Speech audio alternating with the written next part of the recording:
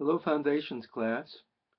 This is video number 3, an introduction to the reading by Philip Jackson. Philip Jackson is one of the more influential scholars of education. He's now quite elderly, but he did a lot of important groundbreaking work.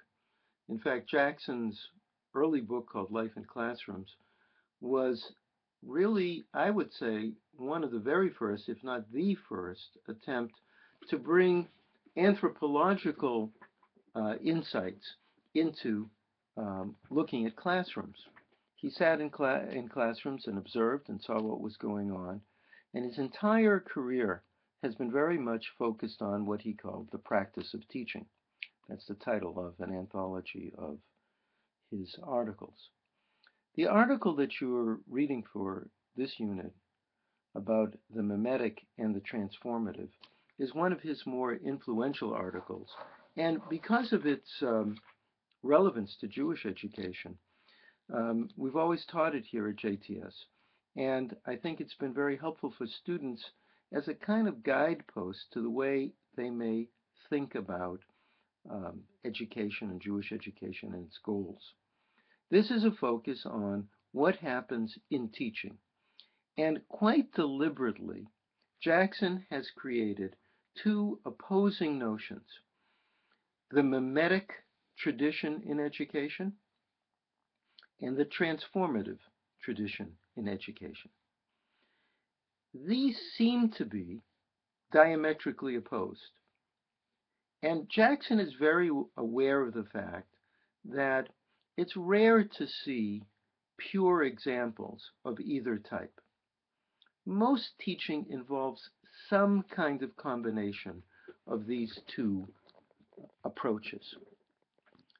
But by being able to delineate the two different, what he calls traditions of education, it helps us think more clearly about our goals. And for us in Jewish education, this notion of what is our purpose, why are we doing what we're doing, is a very important idea, and I think in some ways even more important than it might be in general education. Most people think about education within the mimetic tradition.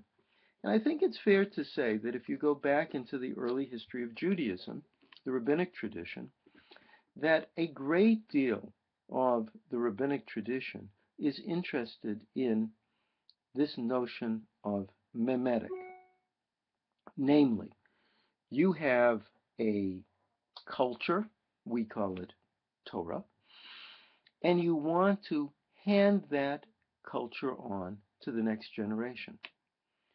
The most famous example in Judaism of the mimetic tradition is the opening of Pirkei Avot, that Moses received Torah and he handed it over, Masar, he handed it over to Joshua, and Joshua handed over to Anshe Knesset Hagadolah, etc., etc., etc.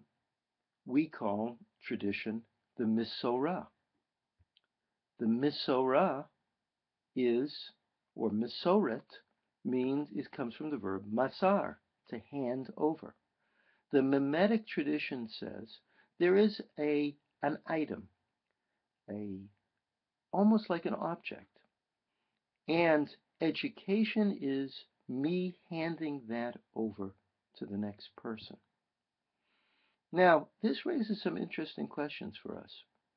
Does that thing that you hand over, does it change over time?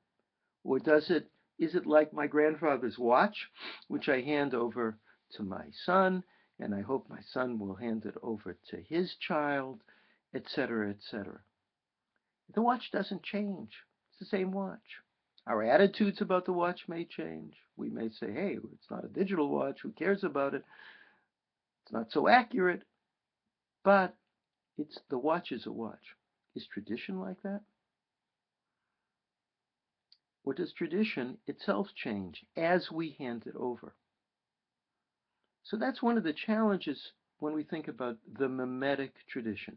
Mimetic comes from mimesis, like the word mime, like the word imitate.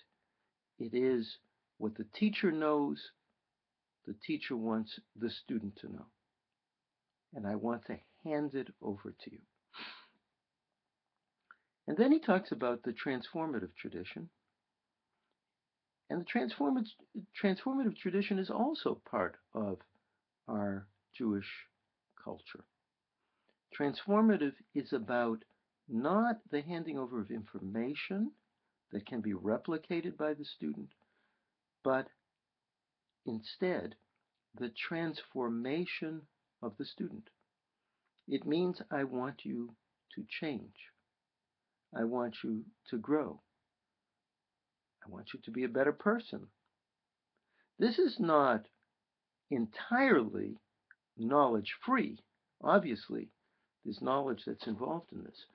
But how do I evaluate success? In the mimetic tradition, do you know the times table? I can quiz you on that very easily.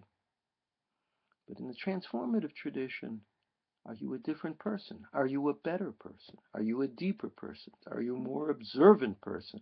Are you a more spiritual person? All of that is about personal transformation. So I think you'll see when you read the Jackson article that there's a lot here for us in Jewish education.